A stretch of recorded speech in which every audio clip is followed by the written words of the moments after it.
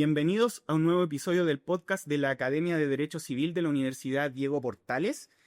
Mi nombre es Luciano Melis, egresado de Derecho, y en esta oportunidad abordaremos un tema particularmente desafiante: la relación entre la inteligencia artificial, la propiedad intelectual y el derecho civil.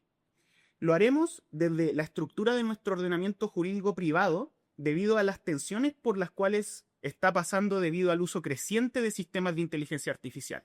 Para esta conversación nos acompaña el profesor Juan Cristóbal Ríos, abogado de la Universidad de Chile, máster en Propiedad Intelectual, Industrial y Nuevas Tecnologías por la Universidad Autónoma de Madrid, profesor del curso de Propiedad Industrial e Intelectual en la Universidad Diego Portales y profesor titular de la Clínica de Innovación y Emprendimiento también en esta facultad.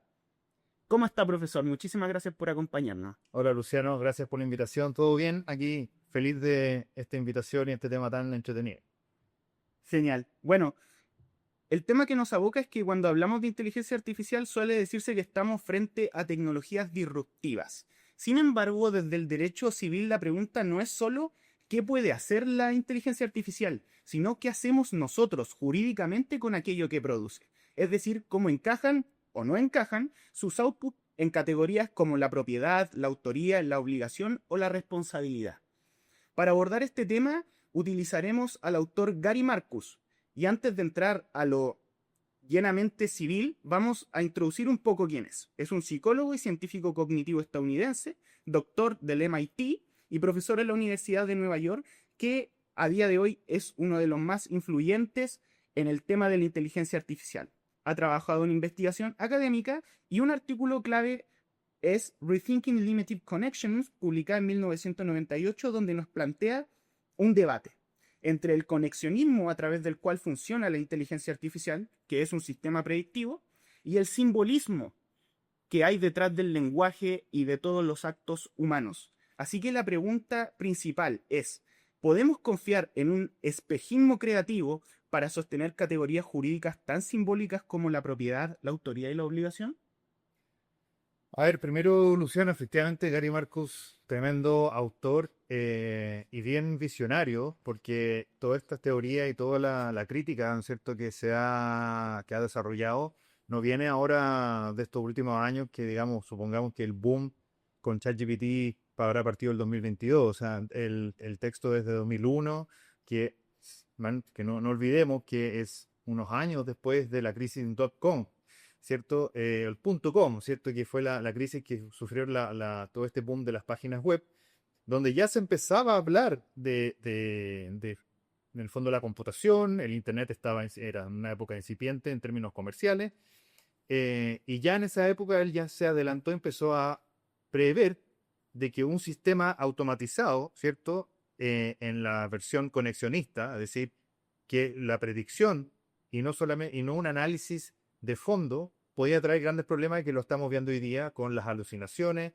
con este mito, esta creencia de conocimiento. Por lo tanto, yo creo que en principio, y como nos ha dicho Gary Marcus, no podemos ser tan optimistas. Yo creo que hay que tomarlo todo con cierta precaución, cierto cuidado, y no caer, por ejemplo, en trampas como, por ejemplo, que nos va a quitar trabajo, que en el fondo el pensamiento de una inteligencia artificial es un razonamiento puro. Yo creo que Gary Marcus es un elemento, una persona muy importante para que podamos regular de una forma más controlada, conservadora y medida el desarrollo de inteligencia artificial, cosa de no verlo enfrentado a problemas justamente por estas dos formas de verlo, la conexionista y el simbolista. Claro.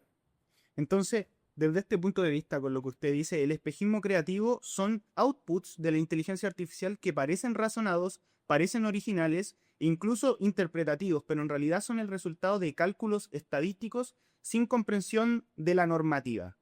Con esto en mente, profesor, ¿podemos confiar que la inteligencia artificial realmente interpreta la ley? ¿Cómo lo haría un abogado cuando, por ejemplo, una persona le pide a ChatGPT, redáctame un contrato? Es que ahí tenemos que ir a la misma definición de inteligencia artificial, ¿cierto? Porque tú estás diciendo, la pregunta es, ¿podemos confiar tal como lo haría un ser humano? La inteligencia artificial, bueno, además de tener muchas definiciones, pero podemos centrarnos en algún consenso que es un sistema donde subyace un software, ¿cierto? Subyace un desarrollo, una red neuronal, donde hasta el día de hoy difícilmente podríamos decir que es un ser humano, ¿no es cierto? Entonces, la pregunta finalmente es, ¿podemos confiar en un sistema, en un software distinto a lo que podría ser un humano? Yo creo que esa pregunta admite matices. Sí, pero no. Perfecto. Y el sí, pero no, ¿por qué? Si tenemos un buen desarrollo que hasta el día de hoy ya hemos visto, ya han habido varios avances en distintos LLMs, por ejemplo, no solamente ChatGPT, Cloud, Gemini, Gronk, ¿cierto?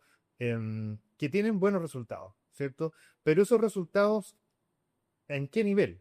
¿Cierto? Eh, Podemos confiar, pero en la medida, creo yo, en que venga acompañado de un check, de un doble chequeo del ser humano. Porque no podemos simplemente decir que es prescindible y que los seres humanos no podemos hacerlo todo. No. Acá hay que trabajarlo y verlo de una forma como el nombre, la marca, como lo acuñó Microsoft, un copiloto. Entonces, me parece que no es blanco y negro, creo que sí podemos confiar en la medida en que vayamos chequeando que los datos que nos entregan no sean estas alucinaciones, sino que sean datos concretos, datos veraces, y que ahí podemos ir discutiendo más en detalle, pero creo que eso, creo que es una forma de verlo bastante razonable. Así, claro, no lo descartaría de uno. Entonces no es un tema de sí y no, sino un tema de depende, como generalmente ocurre en el derecho, y este depende le va a dar un rol central al abogado por lo que usted dice, ya que si bien se le puede pedir a ChatGPT, a Gronk que me redacte un contrato, igualmente tiene que pasar un doble check en donde idealmente sea un abogado quien revise que eso está correcto, ¿no? Exactamente. Y hay sistemas de inteligencia artificial para abogados, incluso hay desarrollados en Chile, pero como ya bien sabemos, eso también depende de cómo tú lo nutres, ¿cierto? Si es que tú llegas a equivocarte, porque, ojo, las, los insumos que se utilizan para entrenar una inteligencia artificial, que pueden ser, por ejemplo, obras o resoluciones judiciales, circulares de algún servicio, esos mismos documentos pueden venir con un error humano. Entonces, ese error se transmite en la cadena y finalmente el error es de la inteligencia artificial o es el error de haberlo entrenado con documentos que no se verificó que estuvieran bien redactados. ¿Te fijas? Entonces, porque puede ocurrir, supongamos, no voy a mencionar una institución, pero instituciones del Estado que emiten circulares, resoluciones, que perfectamente pueden estar basados en datos incorrectos, fechas incorrectas, números de resoluciones incorrectas, citas a fallos incorrectos. Entonces, la responsabilidad ¿en quién recae? Cuando yo le pido un output, ¿cierto? Yo incluso el input, hazme un contrato y ojalá poder enfocarlo en la responsabilidad extracontractual por el hecho de un tercero. Bueno, búscame jurisprudencia, búscame fallos, búscame circulares, búscame jurisprudencia administrativa, ¿cierto? Pero si todos esos elementos, uno de ellos llega a tener alguna imprecisión, eso se va a ver traducido en el output.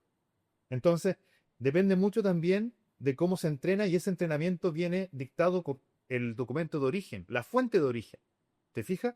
Claro. Entonces, por eso te decía, podemos confiar en la medida en que sepamos que todo lo que está entre el insumo que recibe la inteligencia artificial venga con una precisión tal de que nosotros confiemos de que en el improbable caso que se equivoque o que alucine, podemos confiar en el resultado. ¿Te fijas? Me fijo. Entonces, para aterrizar lo que usted dice, si bien la inteligencia artificial presenta un problema desde el punto del conexionismo, entendido como que estos sistemas aprenden detectando regularidades estadísticas en grandes volúmenes de datos que les son cargados, estos modelos como ChatGPT que usted mencionaba funcionan no comprendiendo los conceptos, sino prediciendo la palabra siguiente más probable dadas ciertas condiciones. Esto es lo que se le llama la medición de tokens. Exacto. Al decir esto, medición de tokens, token en este contexto es una unidad mínima del lenguaje, es decir, una palabra o parte de una palabra, un signo. Los modelos de IA trabajan calculando las probabilidades de aparición del siguiente token. Entonces, ¿qué secuencia de signos es estadísticamente más plausible? Es complejo por lo que usted dice, ya que la propia interpretación previa, hecha por un ser humano, puede venir errada. puede venir errada, exactamente. O sea, cuántos fallos, cuántas resoluciones, cuántos documentos oficiales, si es que nosotros nos vamos a una inteligencia artificial o a un sistema, un LLM aplicado para abogados, no esté tan preciso. Supongamos, pensemos, Luciano, en lo siguiente. Y acá vamos viendo cómo el sistema conexionista puede incurrir en estos errores o no son tan confiables. Si se genera un daño, ¿cierto? Ocurre un hecho de relevancia jurídica y nosotros vamos al estatuto, donde no hay un contrato, pensemos en el estatuto de la responsabilidad extracontractual, ¿cierto? Vamos a ir al 23.14. Todo tiene que ser compensado, ¿ya? Pero si es que el sistema conexionista dice que lo siguiente a daño viene reparación, indemnización, pero ¿cómo sabemos que se va a analizar de una forma en concreto? Si es que hay ciertas líneas, ¿cierto? ¿Cómo se va a apreciar que el sistema no va a apreciar de forma autónoma conceptos puros, conceptos simbólicos que nosotros hemos desarrollado como la culpa o el dolo? Claro. ¿Te fijas? ¿Cómo sistema va a analizar o va a determinar de que acá, por ejemplo, hubo una negligencia grave, que es equiparable al dolo, o simplemente una negligencia, una simple negligencia? Entonces, va a depender, obviamente, de una cantidad de datos que se les sea entrenado, pero aún así, el conexionismo no va a analizar el fondo del asunto, no va a analizar y no va a llegar al punto donde te diga, mira, ¿sabes qué? En este caso específico, la conducta en la cual incurrió la persona que generó el daño, en realidad fue negligente, pero no fue de tal negligencia que pudiese imputarse dolo. ¿Y cuáles son las consecuencias del dolo? Hay distintas consecuencias del dolo. Vayámonos a contractual. Si no se puede imputar dolo, ¿cuál es la consecuencia de eso? Va a responder por solamente aquello que era previsible o que se podría haber sido previsto, ¿cierto? Efectivamente. Entonces, si una herramienta no puede analizar y determinar y ver un concepto puro, sin símbolos que nosotros hemos desarrollado como seres humanos, va a tirarte una respuesta que quizás no se ajusta a la realidad. Claro. Y eso solamente es lo que podemos hacer nosotros como seres humanos. Y ahí el conexionismo no te da esas garantías. ¿Te fijas? El conexionismo en el fondo no entiende el nexo causal. Exactamente. Porque, o sea, pues, exacto, son puras correlaciones. Correlaciones que no tienen un asidero o que no necesariamente son lo que se llaman espurias.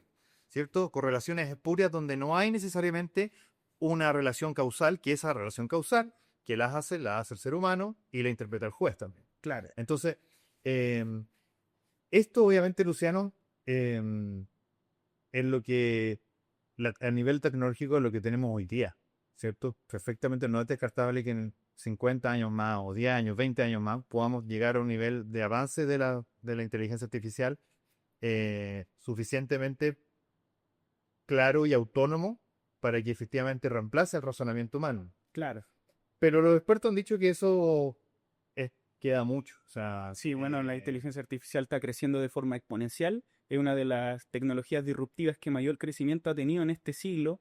Creo que la diferencia entre 2025 y 2026 se estima que sea de más del 100%. O sea, que el desarrollo que va a tener es más de lo que tuvo de todo hasta ahora en el fondo. claro, un poco la supuesta ley de Moore, Claro. y Sí. cada determinado tiempo iba exponencialmente mejorando el Eso nivel de mismo. computación. Eso Pero eso no necesariamente te dice que vamos a llegar a un nivel de que lo que se llama, hay autores que hasta ahora no me acuerdo, pero hay un libro muy interesante que se llama el algoritmo maestro, que el algoritmo maestro es aquel que es autónomo por completo, porque hoy día la inteligencia artificial, los sistemas de inteligencia artificial funcionan sobre mandatos específicos, lo que se llama la inteligencia artificial estrecha, o narrow, ¿cierto? Pero está la inteligencia artificial general. Y la general es la que aún no se llega y que se dice que ni siquiera se va a llegar en los próximos 10, 20 años. ¿Te fijas? Entonces, por ahora, y volviendo al punto inicial, este espejismo creativo yo creo que hay que tomarlo con mucha precaución. Se puede confiar en la medida en que tengamos la seguridad de que el entrenamiento sea riguroso, tenga datos veraces, y a partir de eso, con un doble chequeo por parte de un humano, podamos tener un entregable, digamos, y eso lo vemos en la práctica día a día. Perfecto. Entonces, para cerrar esta pregunta central, podríamos decir que el problema aquí es que el derecho no trabaja con correlaciones como lo hace la inteligencia artificial, sino que trabaja con imputaciones. Y la imputabilidad es simbólicas, pues es una operación mediante la cual el ordenamiento jurídico atribuye un hecho, una conducta, un resultado, no una conexión entre estas, sino un sistema normativo en donde se decide reconocer esa atribución como tal, que en términos filosóficos y sin entrar mucho en eso, es X cuenta como y en el contexto C, y eso en la inteligencia artificial se pierde. ¿No? ¿Qué pasa con las excepciones? Eso también. Porque el LLM, ¿cierto? Digamos, basado en el conexionismo, eh, estadísticamente significa que va a darte un resultado en la mayoría de los casos. ¿Qué pasa con las excepciones o en la menor cantidad de casos donde la respuesta puede ser otra? ¿Qué va a ocurrir ahí?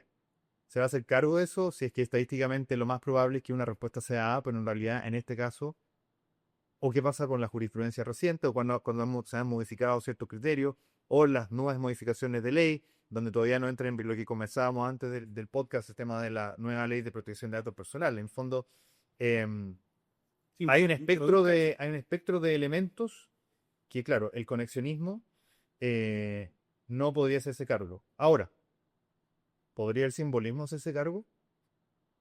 ¿Podría hacerse? Podría ser que sí. Pero el simbolismo, como está más cercano o es más propio de estas instituciones o creaciones humanas, quizás tome más tiempo. claro. Más tiempo el desarrollo para que sea un conocimiento autónomo. Sí, tiene toda la razón. Entonces, en términos jurídicos, el sistema conexionista sí se puede utilizar para tareas simbólicas como interpretar la ley o imputar responsabilidad, como usted hablaba, pero siempre y cuando haya este doble check y al mismo tiempo sabiendo que el error no siempre va a ser conexionista, sino que también hay errores simbólicos. Correcto, pero puede haber un error por parte de los seres humanos. Claro, Exacto. a eso es a lo que apuntaba. Y ahora, antes de pasar al siguiente tema, una última pregunta. Si, como concluimos, el LLM no razona, ¿puede el proveedor anunciarlo sin incurrir en información defectuosa o sin asumir deberes de seguridad reforzados como en el contexto de la ley de propiedad intelectual de alto riesgo? En el fondo es esa pequeña frase que está abajo de ChatGPT que dice ChatGPT comete errores. Ujú. ¿Basta para decir que en realidad el sistema no razona? Yo lo veo más como una liberación de responsabilidad, ¿cierto? O sea, no confíes a ciegas lo que dice la inteligencia artificial porque en el fondo yo no voy a hacerme cargo después de algo que justamente por por un conocimiento que tienen obviamente los desarrolladores que saben que ese resultado no necesariamente va a ser correcto. Pero ojo, eso también los abogados lo hacen. Cuando tú haces un informe o emites alguna opinión, tú siempre vas a hacer un disclaimer. Ojo, esta opinión está basada en información al día de hoy, esto puede cambiar con un nuevo fallo, una nueva ley. En el fondo, ¿cuáles son las obligaciones? ¿Se acuerdan el tipo de obligaciones? ¿Cuáles son las que cumplen los abogados? Las de medio resultado. Claro, ¿Cuáles son? de medios. De medio, ¿cierto? Yo no te puedo garantizar un resultado, salvo que sea algo súper evidente. ¿Ya? Yo puedo tener una obligación de resultado que, por ejemplo, en el caso de la propiedad intelectual, yo te voy a imprimir una marco. El resultado, o sea, es un resultado obviamente porque yo tengo que ingresar a la oficina, llenar un formulario y pagar una tasa.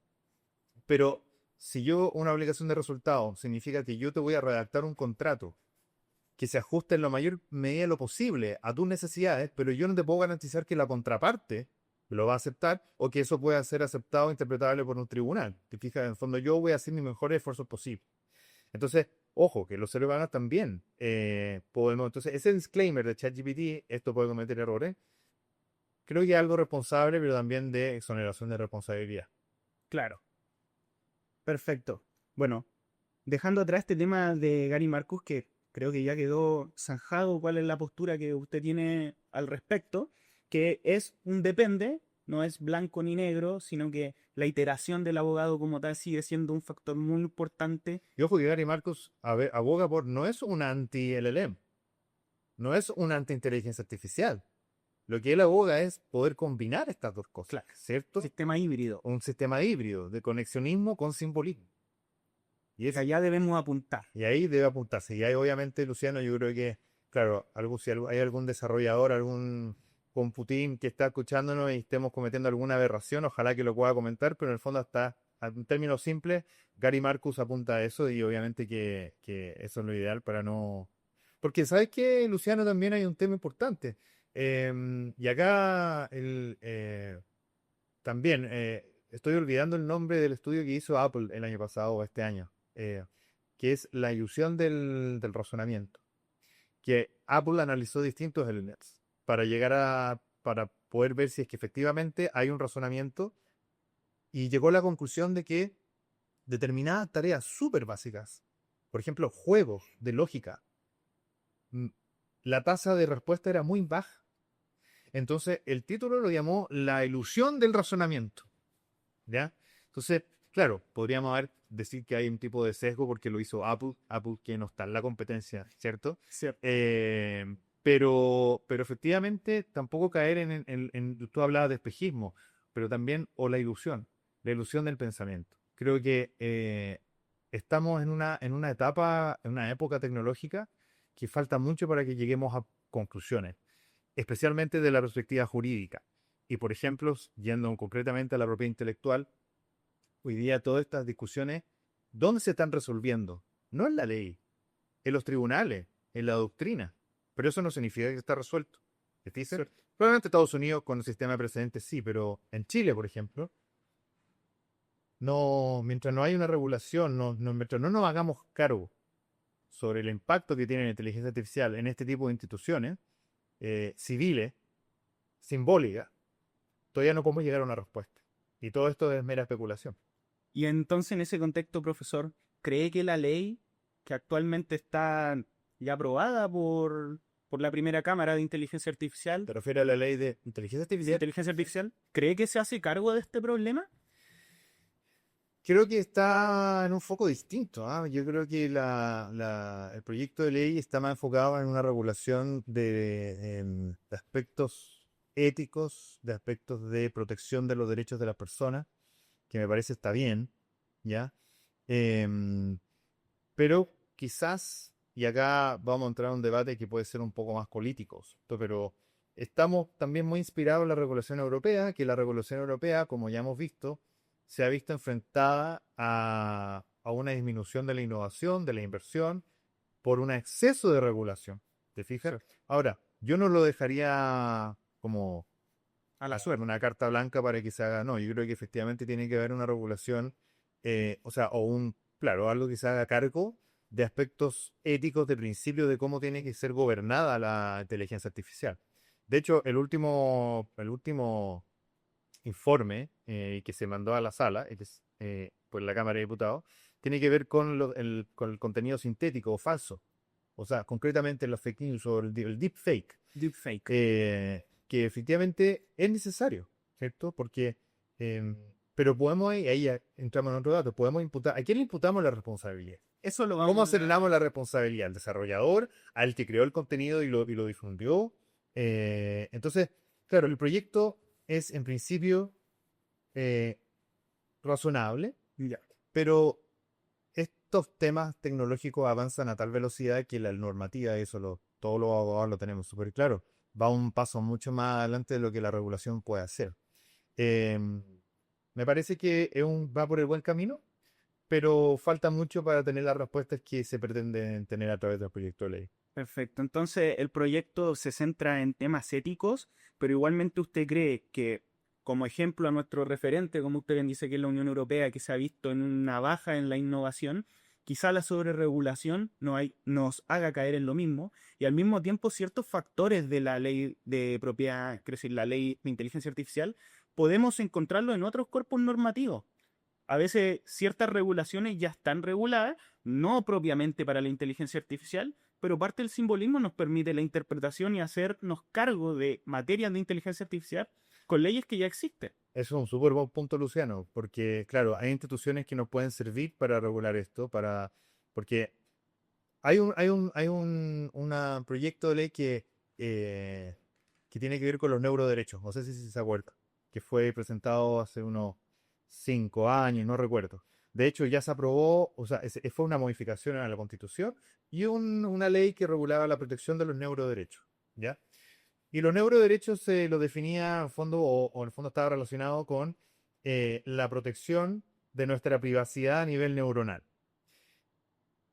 Pero no son esos los datos personales. Claro que sí. Y no es suficiente la ley de datos personales, por ejemplo, los datos biométricos, los datos genéticos que ya están regulados. ¿Necesitamos otra ley para eso? Entonces, exactamente, incurrir en el exceso de regulación innecesaria, que dejando de lado el hecho de que se pierde tiempo, se desvía la agenda de temas importantes, se destinan recursos, ¿cierto? Creo que las instituciones actuales, sobre las cuales se construyen, al menos nuestra normativa civil, pueden dar respuestas. Pueden dar respuestas. Y por eso que, por ejemplo, en materia de propiedad intelectual, si bien no hay una normativa unívoca, expresa, que te diga, no, esto no se puede hacer, o no es obra, no es protegible porque fue hecho a través de inteligencia artificial, sí una interpretación de la norma nos puede llevar a la misma respuesta, ¿te fijas? Efectivamente. Y retomando este último punto que usted acaba de mencionar, vamos a pasar al siguiente tema que es puramente de propiedad intelectual e inteligencia artificial para hablar de estos outputs. ¿Cómo los tratamos? ¿Qué son en el fondo para el derecho?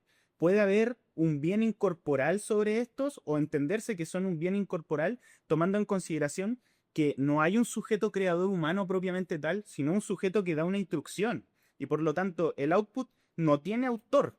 Así que la pregunta es, además de si puede existir este tipo de bien, de existir, ¿es apropiable o queda fuera del comercio humano? A ver, Luciano, nuevamente yo creo que ahí las respuestas van a quedar a criterio, o sea, no hay una norma expresa, pero si nosotros interpretamos, ¿cierto? De que, y como así ha sido confirmado en otros países, en otras regiones, por ejemplo en Europa, en Australia, en Estados Unidos incluso, donde se ha determinado que no solo, por ejemplo, invenciones o derechos de autores, no se le ha dado protección porque son el resultado de la inteligencia artificial, y la misma conclusión podemos llegar acá. Entonces, claro, la pregunta, ¿qué es? ¿Cierto? ¿Es una obra o no es una obra? Si es una obra, ¿entra en el dominio público? Si no es una obra, es un hecho, como tú mencionabas, bruto, sin relevancia jurídica, Claro. es decir, disponible para toda la comunidad para ser usado. Creo que eso todavía no tiene una respuesta. Creo que tampoco es razonable o responsable decirlo acá, ¿cierto? Pero al menos podemos delinear, al menos creo yo, dos o tres formas de ver. Dominio público o también que el resultado sea propiedad del usuario, sin perjuicio de que pueda ser protegible o no. Vamos al paper sobre la trampa del copyright. No todo lo que tiene valor puede ser protegido. Claro. Eso es como una especie de obsesión. Sí. O de quién es del desarrollador que prestó o puso, digamos, a disposición esta estructura donde hay un software, donde hay un SaaS, un servicio, una plataforma donde yo ingreso un input, le doy una instrucción. Incluso puede el input, el prompt, ser protegible, tener relevancia. ¿Puedo yo pedirle, hazme un contrato de arriendo? ¿Eso es suficiente como para decir este input es tan original que incluso podríamos decir que una hora por encargo? Un input puede ser tan original que incluso eso tenga el valor, pero aún así el resultado sigue siendo un dominio público o sigue siendo, digamos, algo que no sabemos de quién es. Puede ser del usuario. De hecho, ya, si tú vas a los términos y condiciones de ChatGPT, se señala que los outputs son del usuario. Sí, eso le quería mencionar ahora porque justamente en la sección de ownership of Content dice que el usuario conserva la propiedad del input y que OpenAI asigna al usuario cualquier derecho, título o interés que pudiera tener sobre el output, en la medida que lo permita la ley aplicable. Tal cual lo que dicen los términos. Entonces, centrémonos en esto. En la medida permitida por la ley aplicable. A día de hoy, ¿la ley aplicable lo permite? Es que, claro, es una gran pregunta. ¿Y a qué se refiere la medida en que lo permita la ley aplicable? La ley aplicable, obviamente estamos hablando territorialmente, partamos por eso. Si esa ley aplicable me dice, no dice qué es el resultado, ¿cierto? Porque no dice es el output, no habla de la obra, no habla del derecho de autor, Claro. ¿cierto? Habla del resultado. del input por parte del usuario. Eh, pero ¿qué naturaleza tiene ese output? ¿Es simple información? ¿Son datos? Yo puedo incorporarlo a una tabla Excel, ese resultado, pero aún así, ¿qué constituye? Claro. Información. Entonces, ahí, por ejemplo, confluyen otras instituciones que nos pueden ayudar. Si es que eso no es una obra, pero una información que puede ser útil en términos comerciales, me da una cierta ventaja, podríamos protegerlo por un secreto comercial. ¿Te fijas? Porque un secreto comercial no necesariamente te pide que proteja una obra de una propiedad intelectual. Puede ser cualquier tipo de información que a ti te dé una ventaja competitiva en el mercado y que por su naturaleza deba mantenerse secreta. ¿Ya? Ujú. Sin perjuicio de llegar al de que alguien llegue al mismo resultado, ahí ya perdiste, no puedes hacer nada. Salvo que sea una apropiación indebida, pero pueden haber formas de darle un valor de una apropiación sin necesariamente incurrir en la falacia o en la idea de que lo que se hace por la inteligencia artificial es una obra, ¿ya? Em, y eso, digamos, bueno, eh, es interpretable aún, pero creo que en la medida en que tenga un valor económico, eso sí creo que puede tener o puede ser apropiable y ser explotable comercialmente. Y eso se relaciona igualmente con CJ Craig, de quien usted hablaba de la inteligencia artificial y la trampa del copyright, que se llama el artículo por si alguien lo quiere leer, AI and Copyright Trump. Y en este se dice que confundir valor económico con necesidad de copyright es un problema relevante para el derecho, porque los outputs de la inteligencia artificial, si bien no son autorados porque no hay una persona, eso no quiere decir que no sean protegibles. ¿A eso es lo que usted apunta con lo que acaba de decir, profesor? Protegibles, pero ¿qué hablamos de protegibles? ¿Cierto? Porque esa falacia de que porque tenga un valor tiene que ser, tenemos que dar una respuesta necesariamente desde la propiedad intelectual. ¿Por qué no podemos darle un valor per se? ¿Cierto? Que no sea necesariamente propiedad intelectual. Claro. Em, Porque eso nos lleva justamente a todas estas confusiones, disquisiciones sobre lo que es, lo que no es. Porque tampoco, a ver, hay un tema importante acá que es darle mucha preponderancia a que algo deba ser, de que el ser humano es el único facultado para hacer algo que merezca una protección a través de propiedad intelectual. La respuesta la damos porque así se concibió desde un origen, porque en el momento en que, a ver, hagamos historia, desde Venecia en el siglo XV, pasando por el Estatuto de Ana en el siglo XIX, hasta los convenios internacionales del siglo XIX, ¿cierto? El convenio de Berna, el convenio de París, después del siglo XX. ¿Quién iba a pensar lo que estaría ocurriendo hoy día? ¿Quién iba a pensarlo? O sea, ni siquiera nadie iba a pensarlo hace 20 años. ¿Se fija? Nunca íbamos a llegar a la pregunta, oye, una persona, algo distinto a un ser humano, puede hacer algo, puede crear. Em, ¿Por qué negarnos a eso?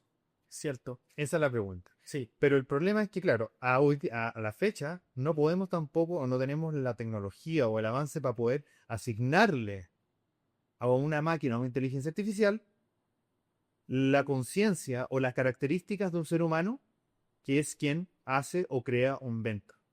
Pero, por ejemplo, los animales, ha habido un avance, al menos en a nivel jurisprudencial, de que son seres sintientes, por ejemplo. Y eso es un avance que tampoco se discutía hace 20, 30, 50 años, a nivel jurisprudencial, por ejemplo. Entonces, ¿por qué no, por qué, digamos, ser tan escéptico y no admitir que en algún tiempo más, si que llegamos a un nivel tecnológico del gran desarrollo, podamos asignarle una personalidad a una máquina y esa personalidad, esa conciencia, podamos hacer una analogía y equipararla al resultado que hace un ser humano? Claro. ¿Te fijas? Porque convengamos, hoy en día, y acá una de las fundamentos, o sea, uno de los mecanismos, porque es cierto, la inteligencia artificial tiene estas subcategorías que son el machine learning, por ejemplo, y ahí viene el deep learning. Pero el machine learning existe por el hecho de que existe tanta información, existen tantos datos, billones de datos, porque ojo que un buen resultado tiene que estar. ¿Qué es lo que te da un buen resultado? Muchos datos. No estamos hablando de 500.000, no estamos hablando de 1 millón, estamos hablando de 500 billones de puntos de datos. Para que recién podamos decir, ajá, El resultado de esto es confiable. Eh, entonces, bajo ese punto de vista, el Machine Learning es una herramienta que el ser humano no podría llegar al resultado que llega a través del Machine Learning, una inteligencia artificial, porque maneja una enorme cantidad de datos. Claro, ¿Por qué restarle valor a eso? cierto. Es cierto, y desde ese punto de vista también me gustaría hacerle una pregunta que creo que queda en bote, y es, ¿hasta qué punto la aportación humana, como usted bien decía, un copiloto que funciona la inteligencia artificial, la aportación humana significativa puede otorgar originalidad al output? Lo que son las iteraciones, por ejemplo. Ahí no se trata solo de dar una instrucción y que la máquina responda, sino de buscar una respuesta específica. Y en esa búsqueda puede que efectivamente haya cierto grado, no digamos de autoría, Ujú. sino de originalidad. Es que, bueno, ahí también entramos en matices que categorías que hoy día efectivamente existen y que están reconocidas incluso por organismos como INADI. Es decir, invenciones asistidas por inteligencia artificial, ¿cierto?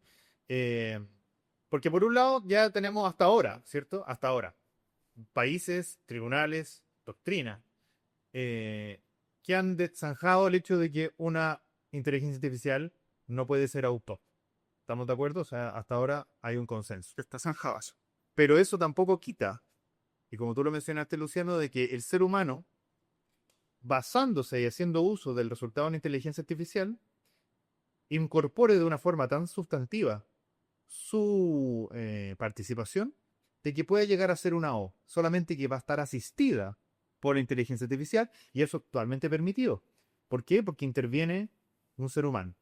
Y el ser humano interviene con su originalidad o su capacidad inventiva, en la medida en que sea sustantiva, ¿cierto? Sí. Porque, eh, por ejemplo, el caso Davus, ¿ya? Que de este científico Stephen Tales, que es el que ha generado todas estas peleas, ya sea en copyright como en patentes de invención, donde él se indica a Davus como un inventor. Sí. Eh, Thaler ¿Te versus, fijas? versus Perlmutter se llama el juicio como tal al que Exacto. usted está hablando. Sí, Y en este, en el fondo, se confirma la necesidad de un autor humano. Se dice que la corte llega a la conclusión de que la máquina no es autor. Y ahí entramos en un problema que estábamos conversando antes del output, quiero decir, de comenzar el podcast, y es que el juez que decidió eso no es programador.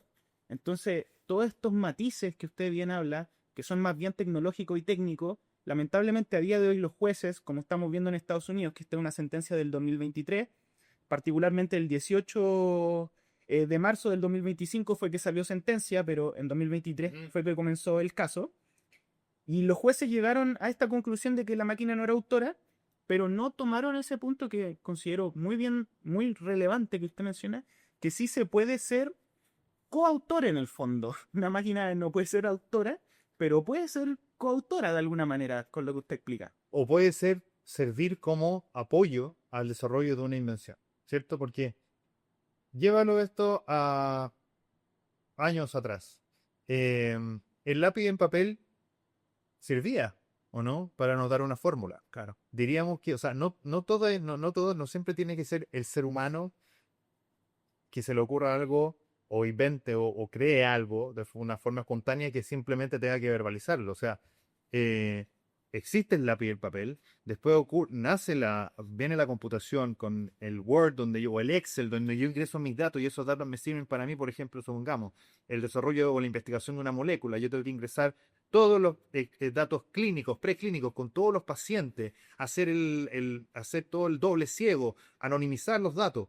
Eh, y eso todo es automatización, porque ojo, esta cuestión de la inteligencia artificial es como que empezó ayer. O sea, podríamos decir, o sea, la utilización del concepto de una inteligencia distinta al ser humano viene con Alan Turing en el año 50, que escribió su tesis, habla, y está el famoso test de Turing. Ya que ahí también podríamos comentar un test que se usa, o un examen que se hizo este año, donde con los nuevos sistemas, los nuevos LLMs que están con un nivel de lenguaje natural tan avanzado que nadie pasó el test de Turing, ¿te fijas? Pero en el fondo, esta inteligencia artificial, que es básicamente herramientas o tareas que usualmente las hacía un ser humano, las puede hacer una máquina, ¿ya?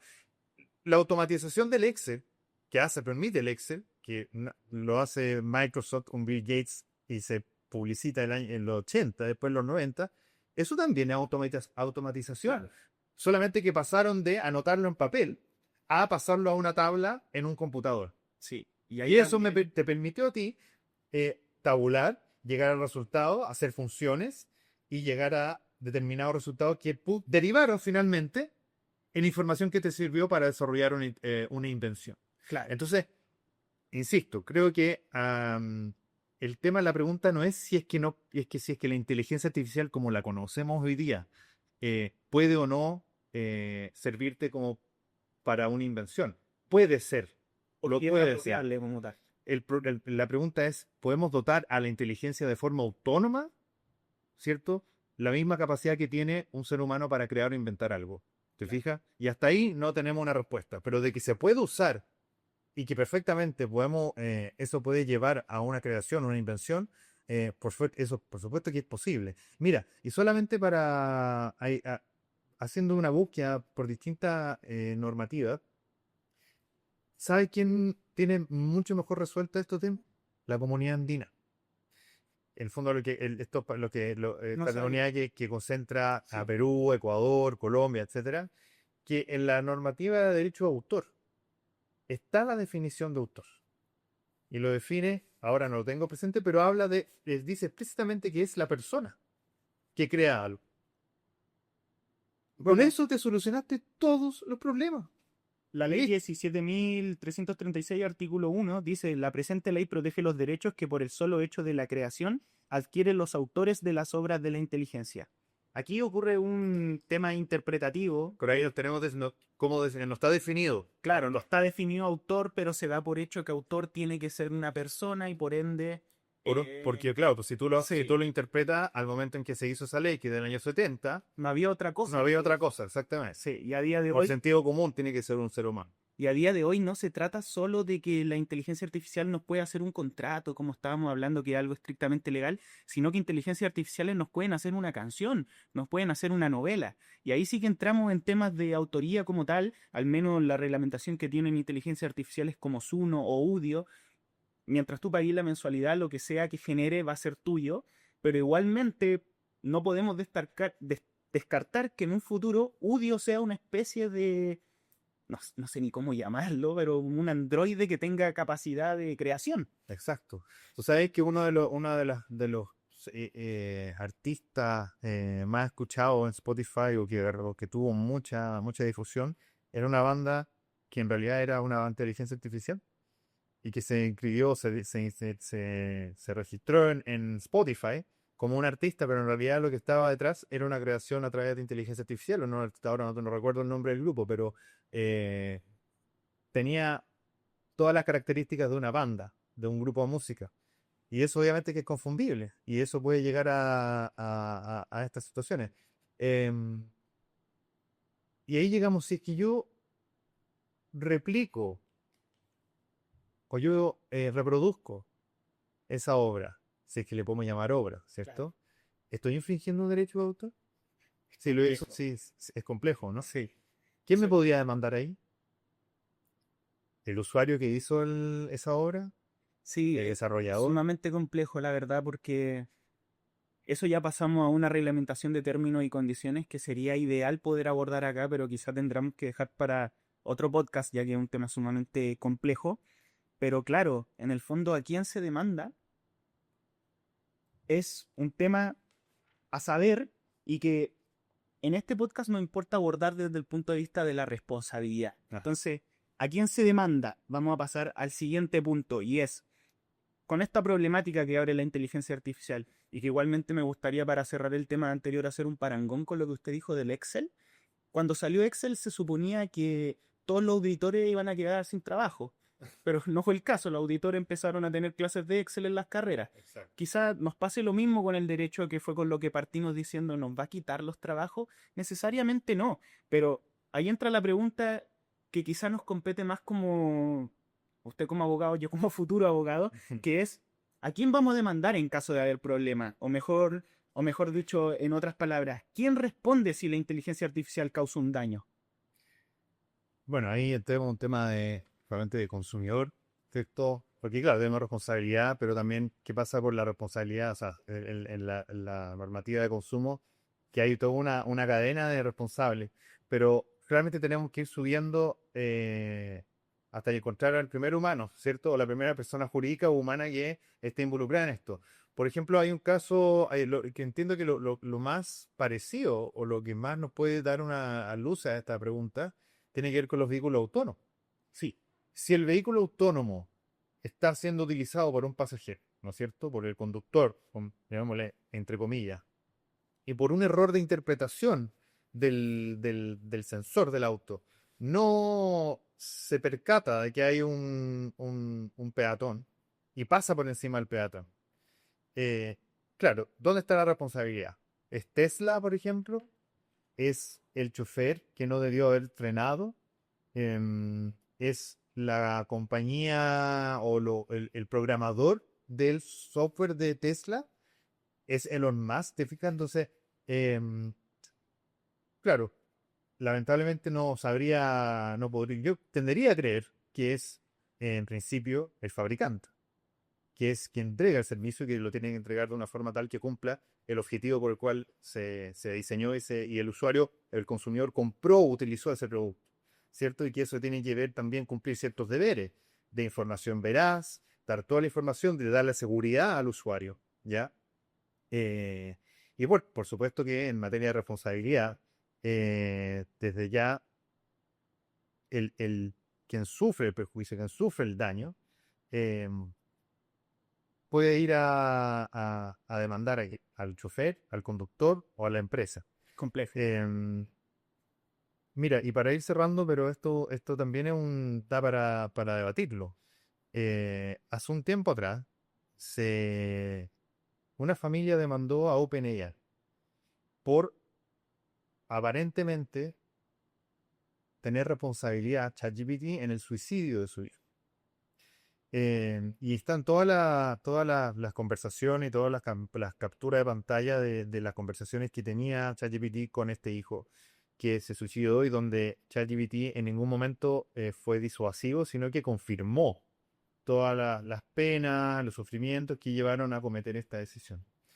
La familia demandó a OpenAI por la irresponsabilidad o por no tener este filtro o por no estar configurado de una forma tal de que si se encuentra con un usuario que tiene este tipo de problemas, no seguir la línea y, por ejemplo, derivarlo a un número de emergencia o que se trate con un psicólogo. La pregunta es entonces, ¿es responsable OpenAI realmente? ¿No hay una responsabilidad también de la familia? Entonces, claro, la pregunta, ¿quién demanda? Eh, es Difícil difícil, de rastrear. difícil de rastrear. O sea, en el fondo es un caso súper lamentable, pero también alocar responsabilidades también tiene que ver con asumir también responsabilidades. ¿Te fijas? Entonces, Obviamente. bueno, es un tema que hay que ver que dicen los tribunales, pero En el fondo es la relación entre derechos y obligaciones que tiene que ver con la responsabilidad. Si bien yo tengo derecho de demandar en ciertos casos como el que estamos conversando, también tengo obligaciones que no puedo desmerecer al momento de buscar demandar en el fondo a un desarrollador por un problema en su sistema. exacto, claro. Porque en el fondo, ojo, la tecnología es neutra, Sí, depende cómo se ocupe.